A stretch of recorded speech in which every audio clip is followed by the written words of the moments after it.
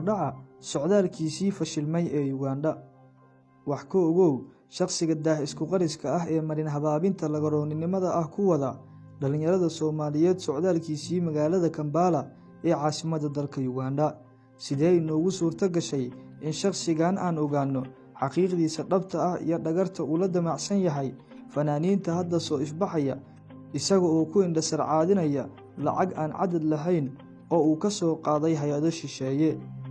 Maxaad kala socotaa in dhalinyaro fara ku tiris ah isagoo xagga fanka ka soo maraya iyo dhan dhaqaale ama lacag saad u taqaan hadba daawada in uu kaga gaday fikirkiisa lagaroonnimada ah kuwaasi oo ugu yimid isla magaalada Kampala.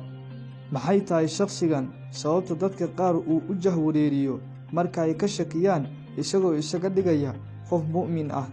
Geesta kale daawade ma la socotaa in shakhsigan intuu ku sugnaa magaalada Kampala in uu dagaal ka dhex abuuray qaar ka mid ah fanaaniinta reer Kampala dhexdooda?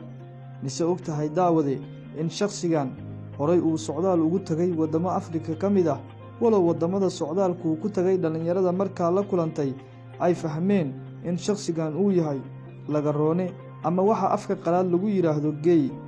Haddaba waxaa muuqaalkeena xiga oo noqon doona 2 qaybood oo aan kaga hadli doono socdaalkiisii Uganda ee fashilmay oo aan sharaxayno qodobada horay daawadayaal aan kugu soo cusnay ayaan barteenan ku soo gudbin doonaa 24 saac ee inagu soo foodalay daawadayaal. Fadlan daawade sidaan bulshada Soomaaliyeed xaqiiqda ula wadaagno waxyaabaha diinteena iyo dhaqankeena lidiga ku ah aan uga hortagno. Muuqaalka u sheergalay saaxiibadaada ku mahadsanid daawade. La socod wanaagsan muuqaalada aan soo gelin doona 24 saac ee aanu ka dhignay qaybaha.